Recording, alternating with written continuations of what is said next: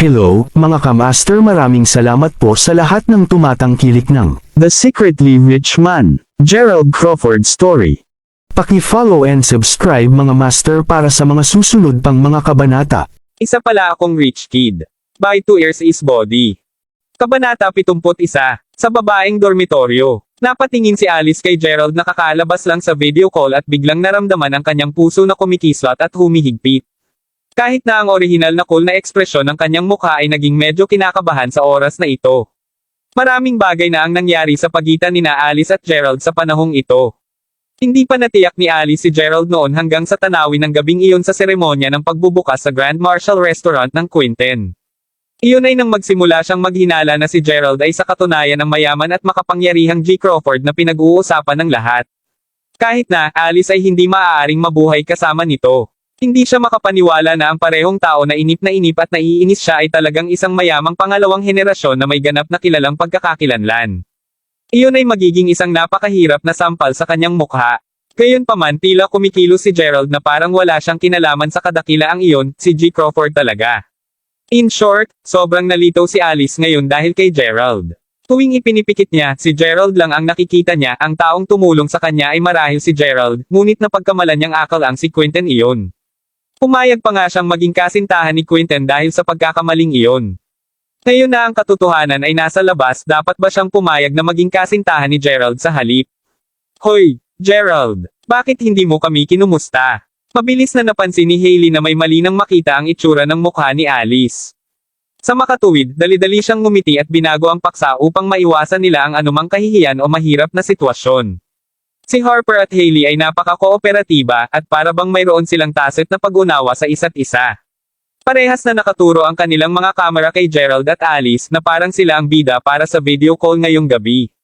Kamusta? Binabati kita, Hailey. Talagang natutuwa ako na pareho kayong mga lovebird na nagtagumpay.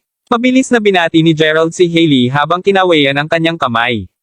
Gayunpaman si Gerald ay tinamad na ng sobra at hindi na maaabala na maging kaibigan pa si Alice. Ayaw lang ni Gerald na gawing awkward ang sitwasyon at ayaw niyang patigasin ang himpapawid dahil gusto niyang bigyan sina Harper at Hailey ng mukha. Para kay Gerald, ang iba't ibang kilos ni Alice ay maaari lamang kumulo sa isang solong salita, pagkabigo. Salamat, Gerald. Sa totoo lang, tinatalakay ko lang ang bagay na ito kay Harper ngayong gabi. Hindi ba dapat naghahanap ka rin ng kasintahan?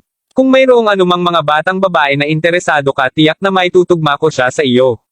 Pagkatapos nito, kumurap ng mata si Hailey kay Gerald na parang sinusubukan niyang imungkahi na si Gerald ang sundin si Alice. Opo, Gerald. Kung naghahanap ka ng isang kasintahan, kailangan kong sanayin at tulungan kang gawin ito. Sa oras na ito, direktang sumandal si Jack Ellen sa harap ng kamera habang nagsasalita. Si Gerald ay isang napaka-misteryosong tao sa grupo ng mga batang babae ngayon. Bukod dito, natitiyak ni Jack Ellen na si Gerald ay hindi isang simpleng tao.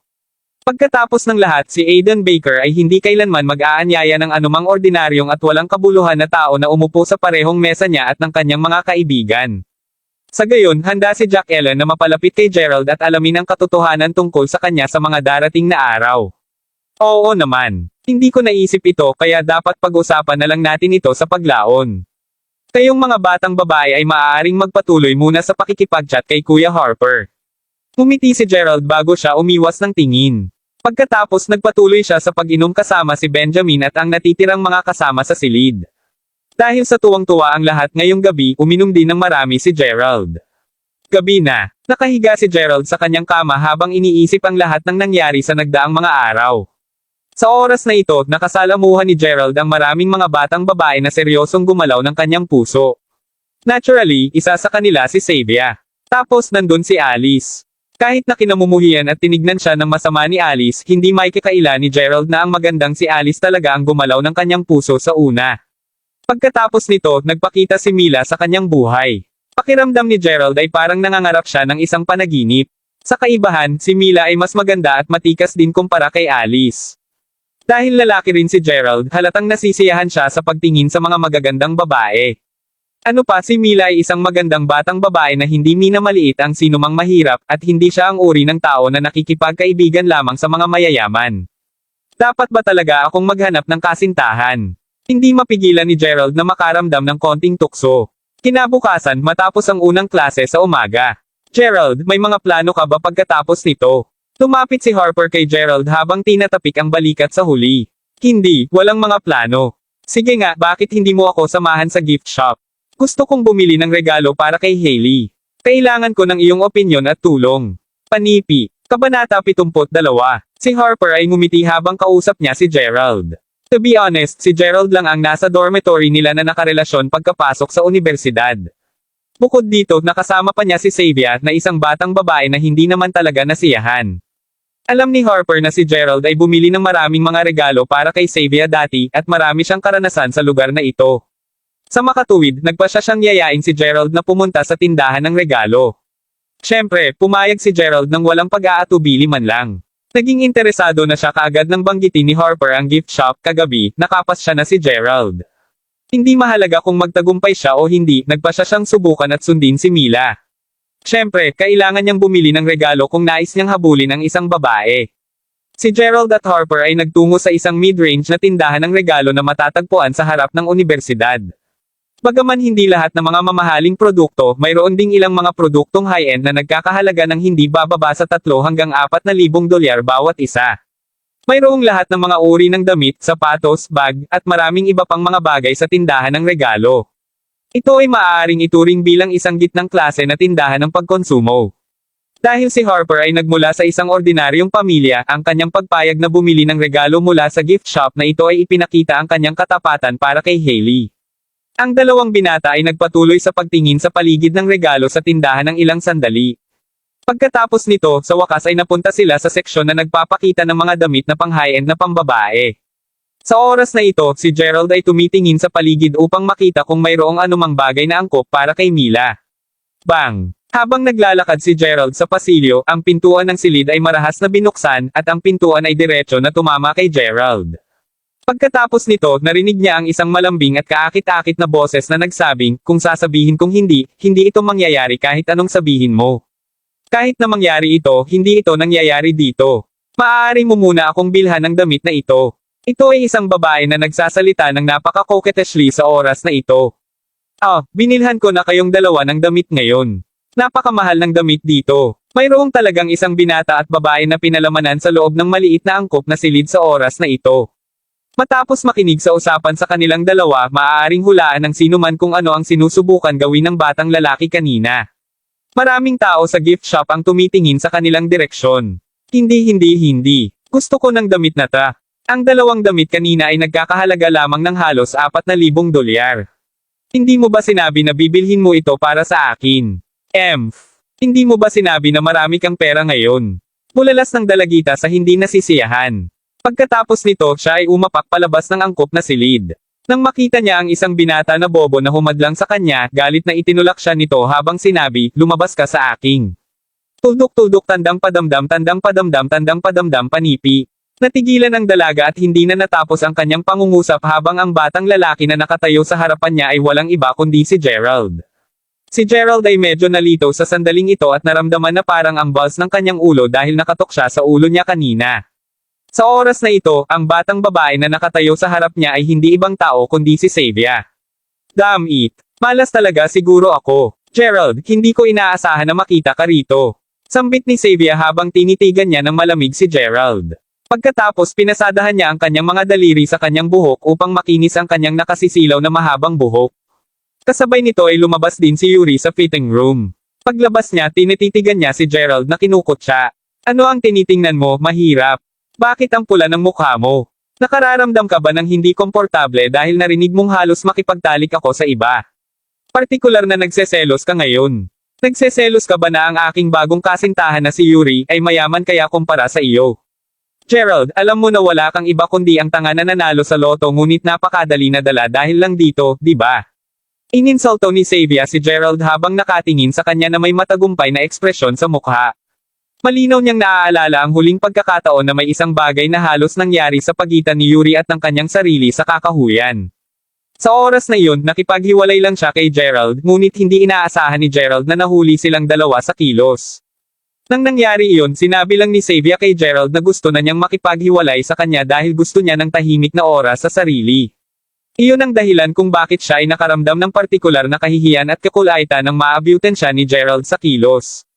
Gayunpaman si Xavier ay may ibang pakiramdam ng pagmamalaki at kaguluhan sa kanyang puso ngayon. Nasisiyahan siyang makita ang hindi komportable na mukha ni Gerald. Nasisiyahan siya sa pangungutya sa kanya dahil sa kanya lang siya makatingin ngunit hindi siya makuha para sa kanyang sarili. Naramdaman ni Xavier na ang ganitong pakiramdam ay talagang nakakapresko.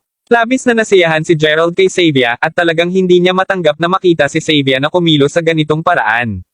Matapos makinig ng mga salita ni Xavier mula kanina, malinaw na hindi pa nagtagumpay si Yuri na makasama si Xavier.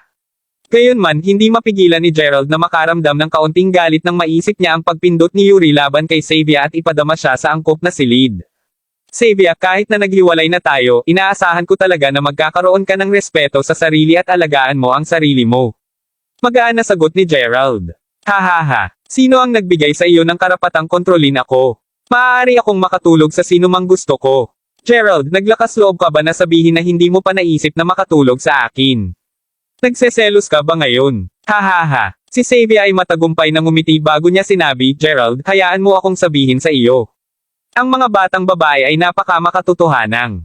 Magsasama-sama sila at pipiliing makasama ang sino mang maaaring magbigay sa kanya ng magagandang bagay.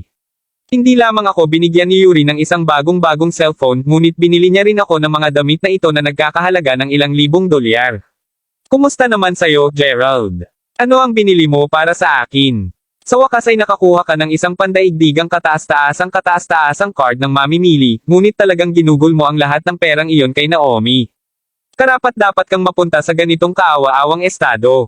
Panipi. Kabanata 73. Xavier ay partikular na naagrabyado dahil sa insidente mula sa huling oras, lalo na ito dahil bumili si Gerald ng mamahaling bag para sa ibang babae.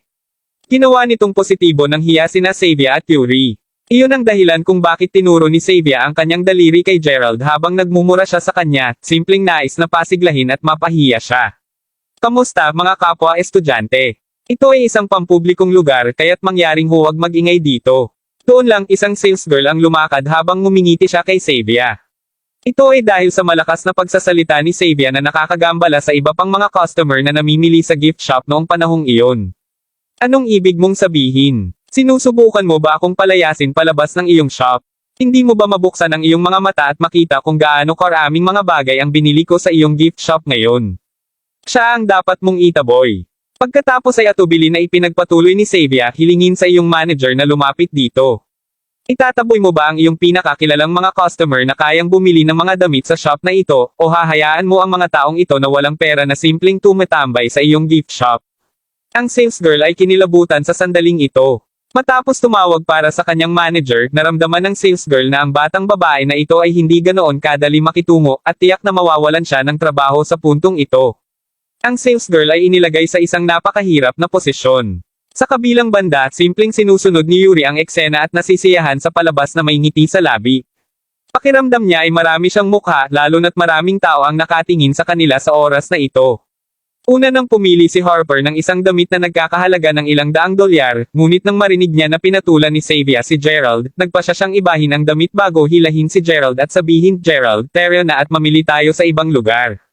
Sa totoo lang, napagpasyahan na niyang bilhin ang damit para kay Hailey. Gayunpaman, alam niya na kung pupunta siya sa counter upang bayaran ang damit, hindi siya bagay ni Xavier, ngunit tiyak na magpapatuloy siya sa panunuya at pangiinsulto kay Gerald. Ayaw ni Harper na pahirapan kay Gerald ang mga bagay. Kung sa bagay, ang dahilan lang kung bakit nasa gift shop si Gerald ay dahil sa kanya. Umalis ka, tanong ni Gerald habang ngumiti ng mahina. Bakit tayo aalis kung bibili din tayo ng ilang damit dito? Nagpatuloy sa pagsasalita si Gerald habang sumulyap kina Xavier at Yuri. Palaging naramdaman ni Gerald na medyo may kakaibang kilos si Yuri. Sa oras na ito, narinig ni Gerald ang mga kwento at alingaw-ngaw tungkol kay Yuri na mas mapagbigay kaysa dati. Nangangahulugan ito na nakakuha siya ng mas maraming kayamanan kaysa sa dati. Gayunpaman, kahit na ang kanyang pamilya ay mayaman, hindi normal para sa kanya na gumastos ng pera ng walang kabuluhan. Bukod dito, gumagasta pa siya ng libu-libong dolyar upang makabili lamang ng mga damit para sa Xavier ngayon din. Ito ay isang malaking pagtaas sa kanyang mga pamantayan. Hindi maintindihan ni Gerald kung bakit ang kanyang pagpapahalaga sa sarili at pagmamataas ay palaging pukawin at hominin tuwing nasasalubong niya ang dating kasintahan na si Xavier.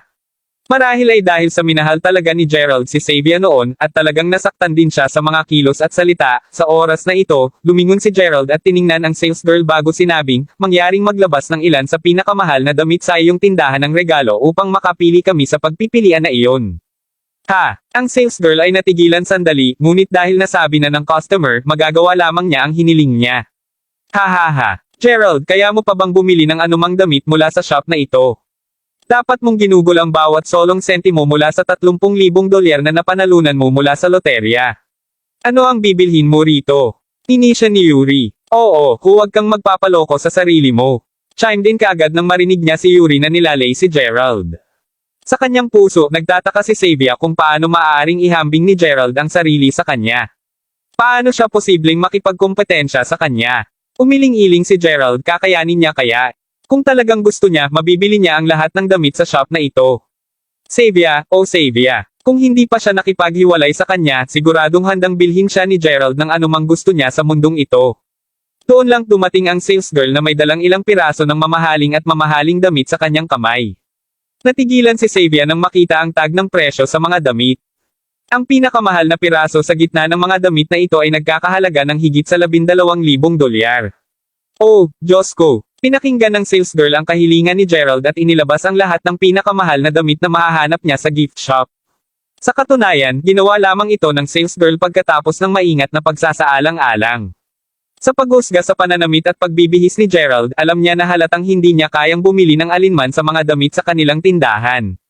Gayunpaman, dahil maraming mga tao na natipon upang panoorin ang palabas, naramdaman niya na ito ang pinakamahusay na oras para sa kanya na kumuha ng ilan sa mga damit na ito at samantalahin ang sitwasyon upang i-advertise ng sabay ang kanilang mga produkto. Ang 5 piraso ng damit ay lahat sa isang uri, at madali silang makakapagdagdag sa isang kabuoang presyo na higit sa 30,000 dolyar. Sa oras na ito, hindi mapigilan ni Xavier na makaramdam ng nasa sabik habang tinitingnan niya ang mga damit na nasa kamay ng sales girl. Mabilis siyang lumingon habang masigasig siyang tumingin kay Yuri, ramdam ni Yuri na nag-iinit ang pisngi niya. Sa 5 damit na iyon, ang pinakamura ay nagkakahalaga ng 10,000 dolyar. Ito ay simpleng napakamahal. Tulungan mo akong pumili ng isa. Kapatid na Harper, dapat pumili ka din ng isa. Bibilhin ko ito para sa iyo bilang isang regalo. Panipi. Kabanata 74. Si Gerald ay ngumiti habang nagsasalita. Sa simula ay ayaw na tanggapin ni Harper ang alok ni Gerald. Kung tutuusin, masyadong mahal ang mga damit. Ayaw niya na gumastos ng sobra si Gerald sa shop ngayon. Ipinagpalagay din ni Harper na marahil ay ginastos ni Gerald ang karamihan ng perang napanalunan niya mula sa loterya. Sa huli, nang makita ni Harper ang paninindigan sa mukha ni Gerald, alam niyang hindi nagbibiro si Gerald sa oras na ito. Sa makatuwid, simpleng tumango lamang siya bilang tugon sa isang iglap, napili na nina Gerald at Harper ang 2 pinakamahal na damit sa gitna ng 5 pirasong damit. Ha, kakayanin mo pa bang bilhin ito? Tandang padamdam panipi. Si Xavier ay hindi talaga kumbinsido. Pagkatapos nito, tiningnan ni Xavier si Yuri bago niya sinabi, kapatid Yuri, gusto ko ring bumili ng isa. Ang taong ito ay hindi makakayang bumili ng mga damit. Napakawalang hiya lang siya ngayon. Xavier, wala na akong dagdag na pera na gugugol sa buwan na ito. Si Yuri ay biglang nakaramdam ng labis na pagkabalisa nang makita niyang malapit na niyang matapos ang paggastos ng lahat ng perang nakuha niya. Sa makatuwid, sinubukan niyang akitin at suyuan ang Xavier sa oras na ito. Malinaw na hindi inaasahan ng sales girl na bibilhin talaga si Gerald. Matapos makapili, inilabas ni Gerald ang kanyang bank card upang mabayaran ang damit. 2 piraso ng damit ay mayroon ng libo-libong dolyar. Bukod dito, pinili pa ni Gerald ang pinakamahal. Damn it! Bibili ba talaga siya ng mga damit na iyon? Akala ko ito ay isang drama lamang sa pagitan ng dating kasintahan na nasagasaan ang dating kasintahan kasama ang bagong kasintahan. Iyon ang dahilan kung bakit mayroon silang galit sa pagitan nila.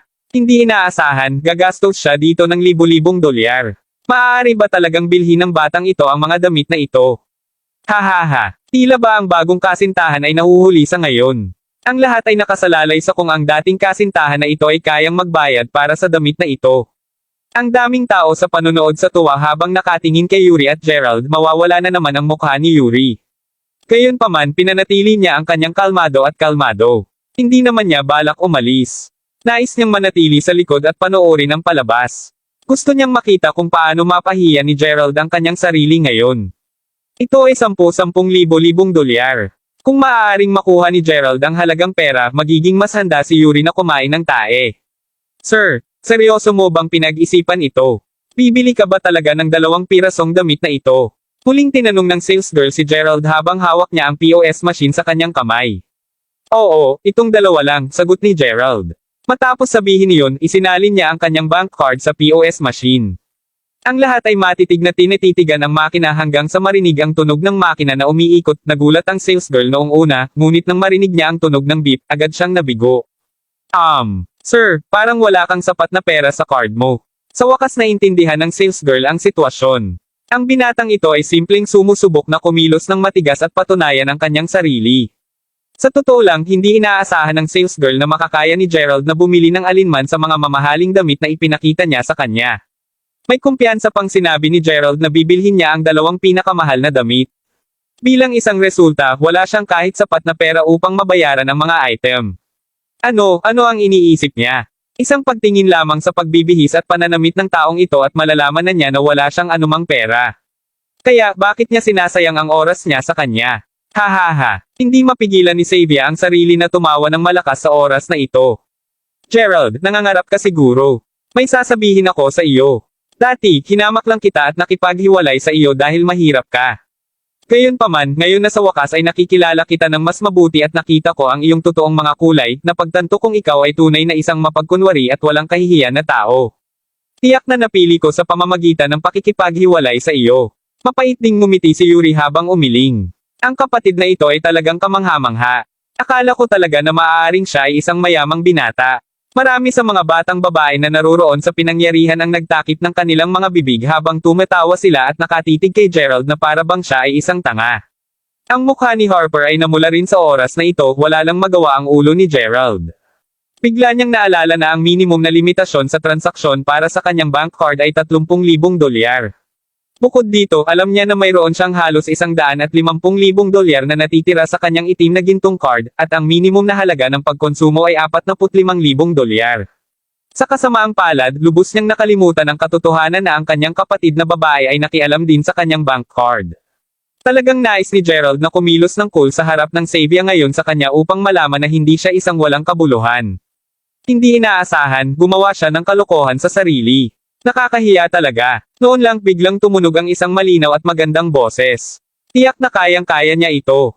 Marahil ay wala sa aming tindahan na hindi kayang bilhin ni G. Crawford. Panipi. Kabanata 75. Sa sandaling iyon, isang matamis na tinig ang biglang tumunog sa tindahan.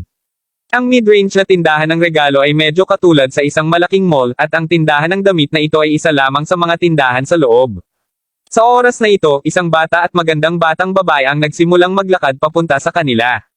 Mabilis na yumuko ang mga sales girls pagkakita nila sa kanyang pagdating sa shop. Diyos ko, napakaganda niya. Napakaganda niya na para siyang isang immortal na diyosa. Siya ay sobrang ganda. Siya ba ang may-ari ng shop na ito? Bakit lahat magalang at magalang sa kanya? Maraming mga batang lalaki sa pinangyarihan ang lahat nakatingin sa kanya ng kalokohan sa oras na ito. Tumalikod si Gerald upang tignan ang dalaga habang tinaas ang kanyang mga kilay ng bahagya sa pagtataka. Elena, sa totoo lang, napakalalim ng impression sa kanya ni Gerald. Ang marahas at agresibong babaeng ito ay halos na iba ang anyo niya noong huli nilang pagkikita. Gayunpaman sa huli pinarusahan niya siya sa pamamagitan ng pagpindot sa ilalim nito.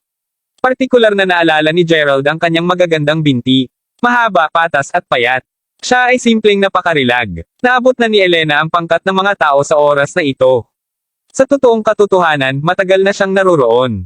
Pagdating niya sa shop, nakita niya si Gerald na napapaligiran at inatake ng isang pangkat ng mga tao. Hindi makakalimutan ni Elena ang mukha ni Gerald kung sa bagay, ang binatang ito ang unang taong pinahiya siya. Bukod dito, ang tatay ni Elena ay nag-order na at paalalahanan siya na maraming beses na kailangan niyang palugdan si Gerald at tiyakin na nasiyahan siya sa pagganap ng kanilang pamilya. Kumusta, G. Crawford? Para bang nagkita tayo ulit? Bati ni Elena kay Gerald habang yumuko siya ng bahagya. Natigilan ang lahat. Diyos ko, ang magandang batang babae ba ay sumangguni lamang sa binatang ito bilang si G. Crawford? Ano ang nangyayari dito? Ang binatang ito na nagmamayabang ay talagang kilala ang diyosa na ito.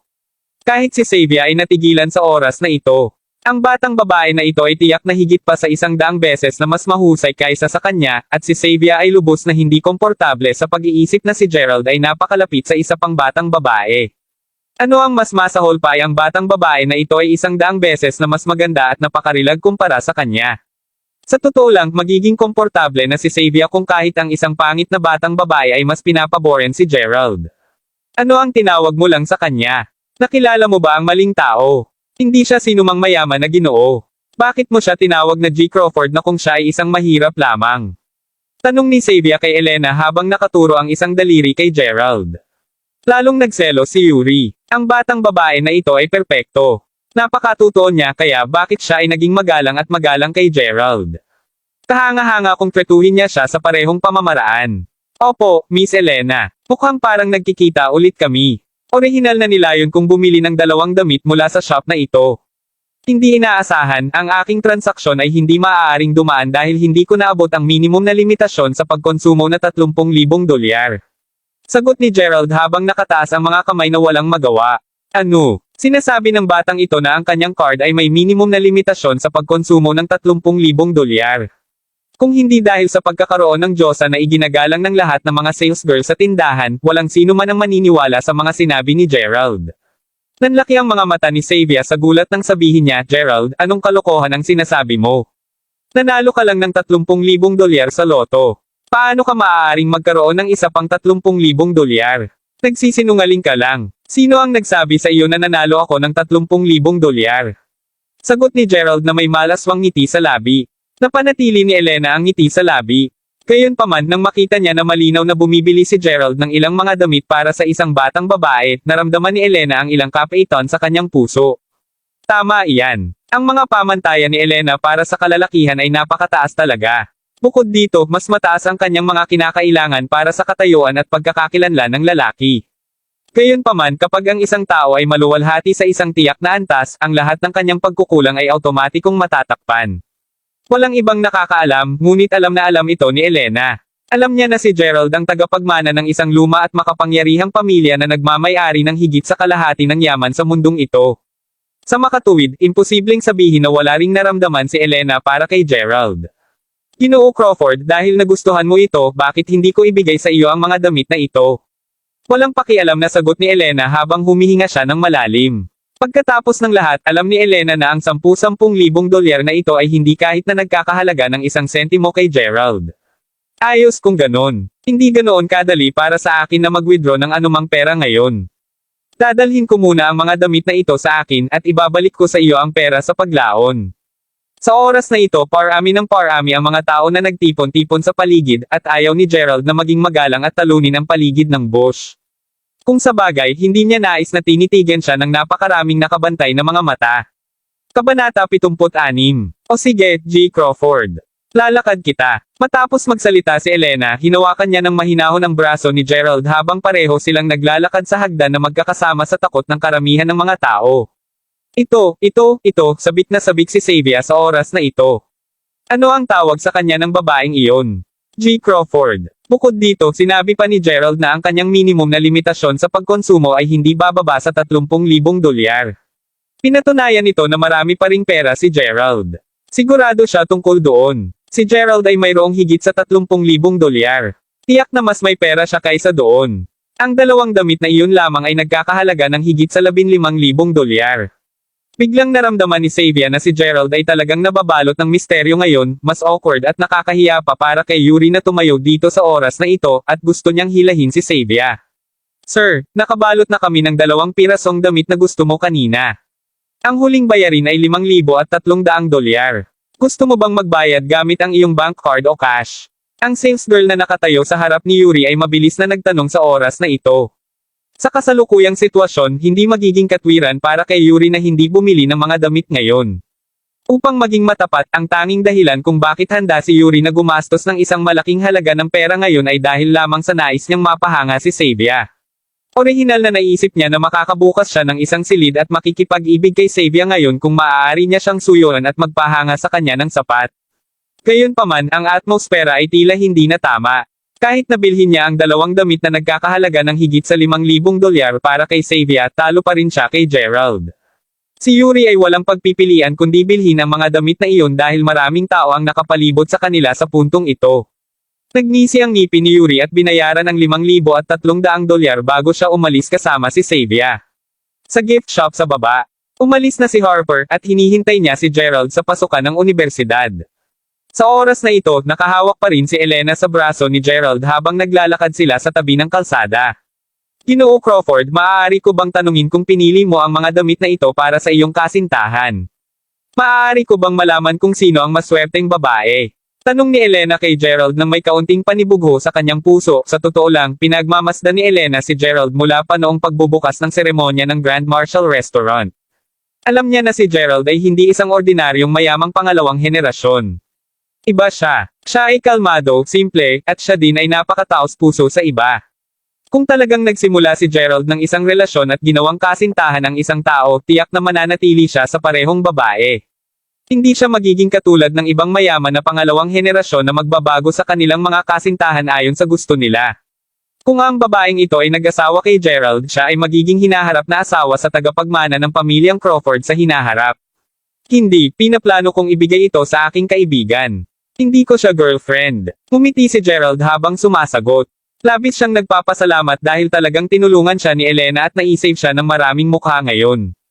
Sa parehong oras, si Gerald rin ay napakausisa at nalilito. Elena, parang ang Reg Along Shop na iyon ay pagmamayari ng pamilya Larson. Tuwang-tuwa si Elena nang marinig na walang kasintahan si Gerald. Sa makatuwid siya ay ngumiti habang sumagot, oo, ang pamilya Larson ay nagmamayari ng maraming mga tindahan ng regalo tulad nito malapit sa lahat ng mga universidad sa buong lalawigan ng South. Isa lamang ito sa maraming mga tindahan ng regalo na pagmamayari namin. Wala akong magawa ngayon kaya't nagpasya akong lumapit at maglakad-lakad habang tinitingnan ko ang shop na ito. Hindi isiniwalat ni Elena na ang tanging dahilan lamang na siya ay pumarito ay dahil alam niyang nag-aaral si Gerald sa universidad na ito. Bukod dito, nagpunta siya dito upang maglakad-lakad dahil lihim niyang inaasahan na masagasaan si Gerald. Sa oras na ito, mabilis na pinasalamatan ni Gerald si Elena habang tumalikod na para umalis. Kung sa bagay, nakakaakit para sa kanya ang tumambay at maglakad kasama ang isang napakagandang dalaga. Sandali lang, J. Crawford. Sigaw ni Elena habang pinipigilan ang pag-alis ni Gerald. Magkakaroon ng isang carnival sorority party sa susunod na linggo. Si Aiden at ang natitirang pangkat ay sasama din sa akin. J. Crawford, malaya ka kaya? Nais mo bang lumabas magsaya at makisama sa amin? Marahang kinagat ni Elena ang ibabang labi habang inaanyayahan si Gerald na sumama sa kanila para sa isang pamamasyal. Alam niya na mayroong isang 80% na posibilidad na tatanggihan niya ang kanyang paanyaya. Kung sa bagay, ano ang katayuan ni Gerald? Gayunpaman, nagulat siya, tumango si Gerald bago niya sinabi, okay, then. Malaya ako sa susunod na linggo kaya't lahat tayo maaaring magkakasama pagkatapos. Kung tutuusin, malaki talaga ang naitulong sa kanya ni Elena ngayon. Ang higit na mahalaga ay ang tunay na nais ni Gerald na baguhin ang sarili. Ayaw na niyang maging mahiyain, magpakumbaba, o magsama sa konsensya. Ang tanging paraan lamang upang mabago niya ang kanyang sarili ay kung makikilala niya ang maraming tao. O sige, naayos na kung ganon. Sagot ni Elena habang kinawayan ng tuwa si Gerald. Pagkatapos ay bumalik sa dormitory sina Gerald at Harper. Tikas na hinanap ni Harper ang kasintahan nang makabalik sila. Nais din ni Gerald na sundan si Mila, ngunit hindi niya alam kung paano ito gawin. Pagkatapos ng lahat, nagkaroon siya ng kaunting pakikipag-ugnay kay Mila. Natatakot siya na baka ayawan siya nito kung kumilos siya ng sobrang pantal.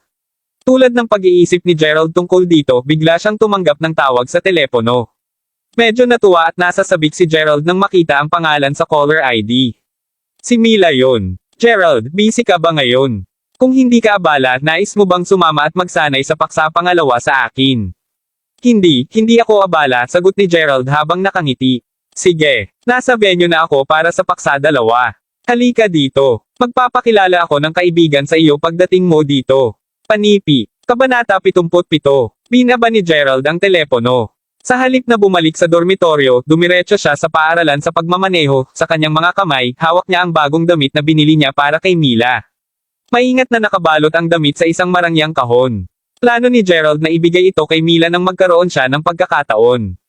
Madali para sa kanya na harapin ang mga batang babae tulad nina Xavier at Queen na palaging sinabi sa kanilang mga kaibigan na gusto nila ang pagtanggap ng mga regalo. Gayunpaman pagdating kay Mila hindi inisip ni Gerald na magandang ideya na gawin ito. Maaari rin itong maging hindi makabunga. Alinmang paraan nag-uusisa si Gerald tungkol sa kung sino ang nais ipakilala sa kanya ni Mila. Ngunit habang nakatayo si Gerald sa harap ng paaralan sa pagmamaneho, kinabahan siya nang makita ang eksena sa harapan niya.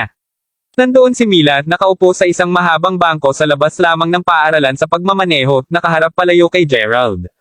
Ang nagpakaba kay Gerald ay ang lalaking nakaupo malapit sa tabi ni Mila. Bukod dito, hinawakan ni Mila ang braso ng lalaki at mukhang mas malapit sila sa relasyon. Masaya silang nagkukwentuhan habang nakasandal sa isa't isa. Dang! Naramdaman ni Gerald na parang sumabog ang kanyang ulo. Ito ay masyadong marahas, masyadong bigla para sa kanya. Ang kanyang buong isipan ay tungkol sa iling. Nagka-boyfriend na ba si Mila? Nakaramdam ng panghihina ng loob si Gerald. Sa wakas ay natipon niya ang kanyang lakas ng loob na ituloy ang isang batang babae na gusto niya, at siya ay talagang isang napakabait na babae. Kahit na patungo siya doon, naging ligaw na ang isip ni Gerald. Ini-imagine niya kung ano ang magiging reaksyon ni Mila kapag binigyan niya ito ng regalo. Magugulat ba siya, o tatanggihan niya siya ng may paggalang matapos malaman ang damdamin sa kanya? Ano ang dapat kong gawin kung tatanggihan ako? Gayunpaman, 8% si Gerald na sigurado na tatanggapin ni Mila ang kanyang regalo.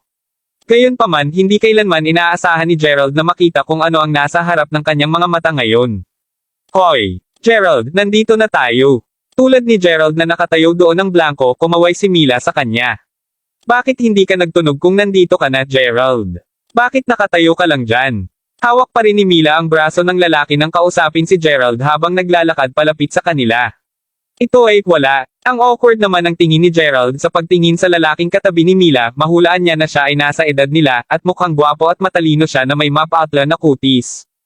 Nang nakatayo sa tabi ng lalaki, naramdaman ni Gerald na takot dahil ang suot nito ay masama ang katawan. Normal lang ito para sa isang magandang batang babae tulad ni Mila na may mga habulin. Gerald, ipakilala kita. Pinsan ko ito, si Kyle Smith. Kyle, ito si Gerald na sinasabi ko sa iyo. Naglakad si Mila papunta kay Gerald, magkasabay kasama si Kyle. Natigilan ulit si Gerald. Pinsan niya si Mila. Magaan ang pakiramdam ng puso ni Gerald na para bang nabuhay na muli mula sa kamatayan. Siya ang sinasabi mo sa akin. Narinig ko na napakaswerte mong tumama ng jackpot, Gerald. Ngumiti si Kyle Smith, gayunpaman, hindi maitago ng kanyang ngiti ang malas na tingin sa kanyang mga mata. Pag-isipan natin ito. Dumating siya upang talakayin ang ilang mga bagay sa kanyang pinsan. Pagkatapos sinabi ng kanyang pinsan na nais niyang ipakilala sa kanya ang isang mabuting kaibigan. Sinabi niya sa kanya na ang kanyang kaibigan ay mabuting tao at nanalo siya ng jackpot kamakailan. Sa gayon, naisip ni Kyle na hindi masamang ideya na makilala ang isang bagong mayamang kaibigan. Ngunit sa hindi inaasahan, dumating si Gerald upang salubungin siya sa isang shabby na damit. Sapat na sana siya. Siya ba ay isang burol? Hindi naman siya mukhang mayaman. Medyo nabigo si Kyle. Ako si Gerald. Magalang na tumango sa kanya si Gerald at inilahad ang kamay para makipagkamayan. Sige po ate, nakilala ko na ang kaibigan mo. Kailangan kong bumalik sa universidad ngayon. Kaarawan ni Lola sa susunod na buwan, napagpasyahan natin na kung anong regalo ang ibibigay sa kanya. Kaya, hindi pinansin ni Kyle si Gerald, inilagay ang kanyang mga kamay sa kanyang bulsa at mabilis na umalis matapos kausapin si Mila. Pumunta siya ngayon higit sa lahat upang talakayin ang kasalukuyang inihahanda nila para sa kanilang lola sa kanyang kaarawan. Kyle, ang bata mo. Nang makita ang kanyang malapit na pinsan na walang pakundangan kay Gerald, naiirita si Mila. Humihingi ako ng paumanhin para sa pag-uugali ng pinsan ko, Gerald. Bibigyan ko siya ng mabuting pagsaway sa pagbalik ko. Humihingi ng paumanhin si Mila. Kabanata 78. Inatras ni Gerald ang kanyang kamay at sinabi, mabuti na. Sa totoo lang, bagaman medyo naiinis si Gerald nang minaliit siya ni Kyle Smith, wala siyang magawa tungkol dito. Bakit? Dahil naramdaman ni Gerald na parang tumigil ang buong mundo nang napagkamalan siyang kasintahan ni Mila. At nang malaman niya na wala siya, ang ipoipo ng emosyon ang nagawa niyang magalit sa kanya. Ay tama, Gerald. Ang magagandang sparkling na mata ni Mila ay tumingin kay Gerald na may pag-aalala. Namumutla ka lang kanina. Ano ang nangyayari? Bagaman naging abala si Mila na ipakilala ang pinsan niya kay Gerald, naging mapagmasid pa rin siya upang mauari ang mga pagbabago sa kanyang kalooban. Wala naman. Kaya lang akala ko boyfriend mo siya. Sagot ni Gerald na may nakangiting ngiti. Ano? Akala mo boyfriend ko ang pinsan ko? Haha. Tumawa ng malakas si Mila. Paano posible kahit na? Sa totoo lang, hindi ako nakakuha ng anumang romantikong mga relasyon. Marahil ay may mataas akong pamantayan pagdating sa pagpili ng kasintahan. Naupo si Mila at ang kanyang sinabi ay nagudyok sa interes ni Gerald. Anong pamantayan ang mayroon ka para sa iyong kasintahan? Pansamantalang tanong ni Gerald. Ang una kong nais na magkaroon ng kasintahan ko ay ang poise. Mayaman man siya o mahirap, dapat magkaroon siya ng magandang katahimikan. At ang pangalawang bagay ay hindi siya dapat magmukhang pangit kahit papaano. Pangatlo, dapat siyang magkaroon ng isang mabait na puso at tapat sa kanyang kapareha. Pang-apat, mayroon pang pang-apat na pamantayan. Sumasakit ang ulo ni Gerald. Halos hindi niya maipasa ang kalahati ng unang tatlo. Hindi siya tumingin pangit at nakita niya ang kanyang sarili bilang isang mabait na tao. Tulad ng tungkol sa kanyang katahimikan, inamin ni Gerald na kahit siya mismo ang nag-iisip na siya ay medyo mapurol. Bagaman hindi maikakaila na siya ay isang pangalawang henerasyon na mayaman, hindi siya nagpakita ng anumang kumpiyansa na maging isa pa man. Ito ang kanyang pinakamalaking kamalian. Mukhang hindi na siya makapanatili ng mababang profile. Napagpasyahan iyon ni Gerald sa kanyang puso. Samantala, plano ni Gerald na bigyan siya ng regalo, ngunit nagbago ang isip niya sa huli. Bagaman casual na sinabi sa kanya ni Mila tungkol sa kanyang pangarap na lalaki, iyon pa rin ang gusto niya. Dahil hindi pa natutupad ni Gerald ang lahat ng pamantayan, pusta siya na hindi madali para sa kanya na habulin siya, magiging mas magandang ideya para sa kanila na maging magkaibigan muna.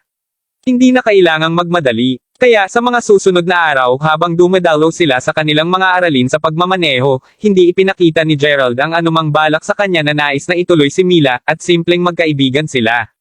Sa katunayan, medyo maayos ang kanilang pagsasama at nagsimula ng magbukas si Mila kay Gerald na ibinabahagi ang lahat ng kanyang saloobin. Nagduda na rin si Gerald sa aksyong ginawa ni Mila sa pagsabi sa kanya ng mga katangiang dapat magkaroon ng kanyang pangarap na lalaki. Sinadya ba niyang sabihin sa kanya na pigilan siya sa paghabol sa kanya? Siya ba ay nagpapahiwatig na dapat silang manatiling mabuting kaibigan? Sinusubukan ba niyang tanggihan siya nang hindi nasasaktan ang damdamin? Hanggang sa araw na iyon kung kailan dapat silang magkasabay sa pagsubok sa pagmamaneho na nangyari ito. Tuldok-tuldok, napagkasunduan nilang bumalik sa universidad ng magkasama pagkatapos ng pagsubok. Gayunpaman, matapos ang pagsubok ni Gerald, hindi niya makita si Mila kahit saan. Sinubukan siyang tawagan ni Gerald, ngunit pinatay ang kanyang telepono. Nagkaroon sila ng dalawang pagkakataong makapasa sa pagsubok kahit na kinailangan ni Mila na kumuha ng pagsubok ng 2 beses, hindi dapat siya tumagal ng ganito katagal. Sa sandaling iyon, nakita ni Gerald ang isang lalaki na nasa parehong grupo ni Mila na naglalakad palabas ng paaralan sa pagmamaneho na mukhang nalulungkot. Lumapit agad sa kanya si Gerald. Oh, ang kagandahang iyon, hindi siya sumubok. Mukhang sa oras na niyang siya ay makatanggap siya ng isang tawag at umalis na nagmamadali. Si Mila ay isang magandang ginang.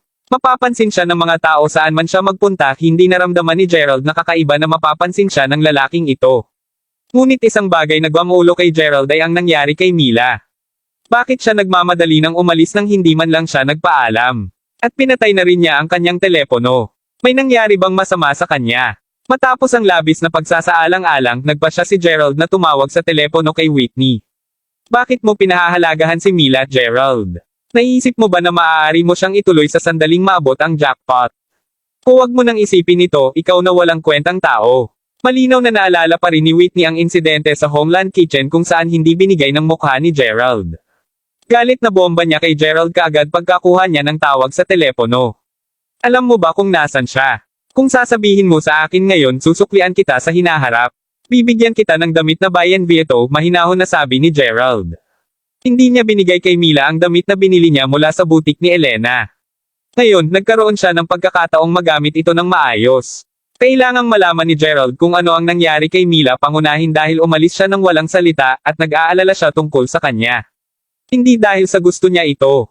Gerald ay gagawin ng pareho para sa lahat ng isinasaalang-alang niya bilang mga kaibigan. Seryoso ka? Maaari mo bang kayang bayaran ang isang Bayan Vieto? Ang kanilang mga damit ay nagkakahalaga ng libo-libo. Sigaw ni Whitney. Siyempre, dadalhin ko ito sa iyo sa ilang sandali. Ayos kung ganon. Dahil sa wakas alam mo kung paano mo ako harapin, sasabihin ko sa iyo. Bamantong hininga, natanggap ko ang balita tungkol sa pamilya ni Mila ngayon lang. Nabigo ang negosyo ng kanyang pamilya at nasa bingit na ng bangkarote sila ngayon. Iyon ang dahilan kung bakit kailangan niyang bumalik.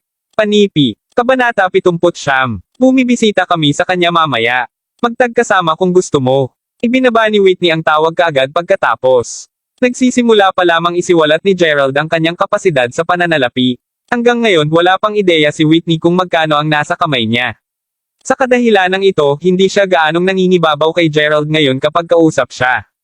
Gayunpaman tumingin pa rin siya sa kanya kahit na nanalo siya ng 2 milyong loterya. Siya ay isang nouveau rich lamang. Paano siya may kukumpara sa labas at labas sa isang pangalawang henerasyon na mayaman tulad ni Victor? Nagpa siya si Gerald na huwag sumama sa kanila.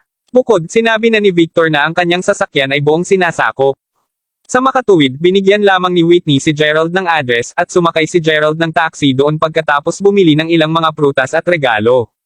Halos 2 linggo nang nakilala ni Gerald si Mila at tila maayos ang kanilang pagsasama. Sa kanya, siya ay tulad ni Noemi, isa sa matalik na kaibigan niyang babae. Hindi nabanggitin, mayroon siyang nararamdaman sa kanya. Sa makatuwid, kailangan niyang tulungan siya kapag nagkaproblema ang kanyang pamilya. Huminto ang taxi sa labas ng pasukan ng Paradiseville. Nalaman ni Gerald na ang pamilya ni Mila ay isang maimpluwensya. Ang kanyang mga magulang ay nagpatakbo ng isang kumikitang kumpanya. Ang mga ito ay itinuturing na isang malaking pamilya kasama ang lahat ng kanilang mga kamag-anak na kasangkot sa lahat ng uri ng mga negosyo. Sa oras na dumating si Gerald sa bahay ni Mila, ang mansyon ay puno na ng mga tao. Bukod sa matatanda ng kanilang pamilya, ang natitira ay mga kaibigan at kamag-aral ni Mila. Gerald, nandito ka. Luha at namula ang mga mata ni Mila. Nakaupo siya sa sofa kausap si Whitney. Samantala, nagbibigay ng tulong ang mga magulang ni Whitney upang aliwin ang mga kamag-aral ni Mila. Pagkatapos ng lahat, ang kumpanya ay nasa bingit ng pagkalugi dahil sa mga hadlang sa kapital. Walang sino man ang maaaring maging masaya sa sandaling ito kahit na kay Mila. Mas maliwanag pa ito kay Mila kung ano ang totoong pagkakaibigan. Kapag sila ay mayaman, lahat ng uri ng mga tao ay nagtangkang lumapit sa kanila. Ngayon na sila ay mahirap, wala kahit isang tao ang bumisita, ang mansyon na palaging naging buhay na buhay ay tahimik at patay na.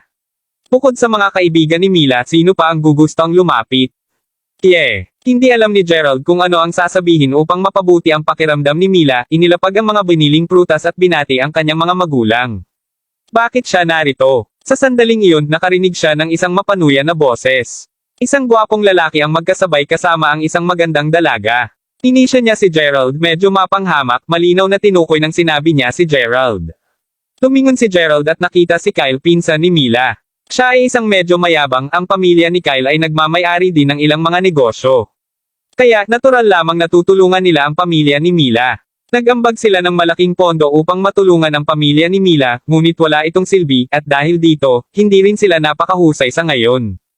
Masama ang pakiramdam ni Kyle dahil nahihirapan din ang kanyang pamilya, ngunit nang makita niya ang mga mayamang kaibigan ng pinsan niya ngayon, medyo gumaan ang pakiramdam niya. Marahil ay matulungan ng mga taong ito ang pamilya ng kanyang pinsan na mapagtagumpayan ang krisis na kinakaharap nila at makuha pa ang pondo ng kanyang pamilya. Sa ilalim ng mga pangyayari kung saan nagkakaroon siya ng masamang kalagayan, hindi magiging mas maganda ang pakiramdam ni Kyle kapag nakikita ang magarbong asno, na nagwagi lamang sa isang loterya, nakilala niya ang araw na iyon. Hindi siya magkakaroon ng maraming pera at ang kanyang network ay hindi magagamit. Bakit siya napunta dito? Kyle, kaibigan siya ni Mila. Panoorin ang iyong saloobin. Sumbong ng nanay ni Mila. Tita, kilala mo ba kung sino si Gerald? Siya ay isang tanyag na tao sa Mayberry University. Siya ay isang kakulangan hanggang sa kamakailan lamang. Matapos siya manalo ng isang loterya, nagsimula siyang magpakita sa iba't ibang paraan. Narinig ko pa na nagpadala siya ng kondom sa dati niyang kasintahan matapos siyang itapon. Kakaiba lang siya. Ngayon na sabik siyang mapalapit kay Mila, hindi ako nangangahas na sabihin na wala siyang motibo. Pang-iinis na sabi ni Kyle. Marami sa mga kamag-aral ni Mila na nandoon ay tumingin ng masama kay Gerald. Mayroon bang ganoong mababang tao? Sa palagay ba niya napakahusay niya pagkatapos manalo ng isang loterya? Talagang, maaari lamang siyang maituring na isang ignoranteng nouveau riche. Tingnan mo siya, kilbili lang siya. Ang ilang mga batang babae ay tinakpan ang kanilang mga bibig at tumawa. Kabanata 80. Manahimik ka, Kyle. Inihagis ni Mila ang unan sa kanyang mga kamay kay Kyle na galit na galit. Kalokohan. Oo, nanalo si Gerald ng isang loterya. Ngunit naiinggit ka ba sa kanya? Narinig ang mga pangungutya na salita ni Kyle kay Gerald, si Mila ay nagkasakit. Sinabi pa niya na binigyan ni Gerald ang kanyang dating kasintahan na kondom. Napakadiri lang iyon. Malinaw na nilalay niya si Gerald, hindi ba? Palaging iniisip ni Mila si Gerald bilang kanyang mabuting kaibigan. Ano ang ibig mong sabihin, sister? Sinasabi mo ba na nagsasalita ako ng kalokohan? Lalong kinutya siya ni Kyle habang tumatawa. Kung hindi ka naniniwala sa sinabi ko, maaari mong tanungin si Victor Wright, ang vice-presidente ng Union ng mga mag-aaral, na siya rin ang kanyang course mate. Kahit na si Whitney ay may alam tungkol dito. Talagang nagpatakbo siya ng isang utos upang makuha ang dating kasintahan ng ilang kondom para lamang sa $10. Nakasimangot si Mila, at ang paraan ng pagtingin sa kanya ng mga magulang ni Mila at ng kanyang mga kaibigan ay nagbago ng lubos. Tila siya ay naging isang disenteng tao. Hindi ko inaasahan na siya ay magiging labis na nakakaawa alang-alang sa pera. Nakasusuklam. Lahat sila ay nagbulang-bulungan, hinuhusgahan siya. Huminga ng malalim si Gerald at sinulyapan si Victor na nanatili ng ina mula pa noong una. Alam na alam ito ni Victor, at malamang siya ang taong nagsabi kay Kyle tungkol dito, kabilang sa lahat sa kanila, bet ni Gerald na dapat siya ang pinakakinamumuhian ni Victor. Nagtinging tanong si Mila kay Gerald, at tumango si Gerald. Oo, ginawa ko. Wala siyang pera noon. Kaya, malibang kumita ng ilang mga gastos sa pamumuhay sa pamamagitan ng pagpapatakbo ng mga gawain para sa ibang mga tao. Hindi inakala ni Gerald na nakakahiya ito. Nang gabing iyon, niloko siya ni Danny sa pagpapadala ng kondom kay Xavier. Ito ay isang katotohanan, at hindi niya balak na itago pa rin ito. Gerald, ikaw. Nakatitig si Mila kay Gerald, nanlaki ang mga mata niya sa hindi makapaniwala. Sa totoo lang, hindi pa naranasan ni Mila ang kahirapan, ngunit sa kanyang pag-iisip, naisip niya na ang isang tao ay ituring ang kanyang dignidad bilang isang bagay na mahalaga kahit gaano pa siya kahirap. Hindi niya inaasahan na may gagawing ganito si Gerald, bukod dito, ipinagtatanggol niya si Gerald sa lahat ng oras na ito. Gulat na gulat si Mila na siya na mismo ang umami ni Gerald. Kasabay nito, naninigas ng mukha ng mga magulang ni Mila ang pagkabalisa sa pagkabalita nila Kyle na nagsasabing si Gerald ay may nararamdaman sa kanilang anak na babae. Ang gulo. Ngayon, may inis na inis lang tumingin ang nanay ni Mila kay Gerald. Katok-katok, may kumatok sa pinto. Di nagtagal, isang binata ang lumitaw sa may pintuan. Pagkakita sa binatang ito, nagbago ang mukha ni Gerald. Bagaman ito ay banayad, mukhang malazwa siya. Quinton. Quinton. Nagulat si Kyle, gayon din ang mga magulang ni Mila. Kapag nakita nila siya, ang kanilang mga mata ay nagniningning na may pag-asa tulad ng isang pato sa tubig. Hoy, hindi ba siya ang nagdruga ng sarili niyang madrasta ilang araw na ang nakakalipas? Oo, siya ay medyo isang pangit na tao. Gayunpaman siya ay napakamayaman. Isa siya sa pinalaki ng Mayberry Commercial Street. May kontrata pa siya sa Grand Marshal Restaurant. Ano ngayon? Sino sa mundong ito ang hindi pa nakakagawa ng mga masasamang bagay? Narinig ko na pagkatapos ng pangyayaring iyon talagang natutunan ni Quinton ang kanyang aralin at nagbago para sa mas mahusay. Ang kanyang pagpayag na magbago ay hindi mabibili ng salapi. Marami sa mga babaeng kaibigan ni Mila ang tumingin kay Quinton. Ang kanyang hindi magandang tingnan na nakaraan ay perpektong natatakpan ng kanyang kasalukuyang kinang, at nakakuha siya ng labis na paghanga mula sa mga magagandang batang babae. Naglakad si Quinton na may dalang isang bag. Wala kahit isang bakas ng kahihiyan mula sa mga nagdaang mga araw ang makikita sa kanyang mukha, gayunpaman, nang dumaan siya sa isang tiyak na tao, natigilan siya at umatras pa ng ilang hakbang. Napatingin sa taong iyon ng labis na pagtataka at tinanong niya habang namumutla ang mukha, Gerald, bakit ka nandito? Maraming salamat mga kamaster sa walang sawang pagsusubaybay, isang like, share, and subscribe naman dyan mga kamaster. Abangan ang susunod pang mga kabanata.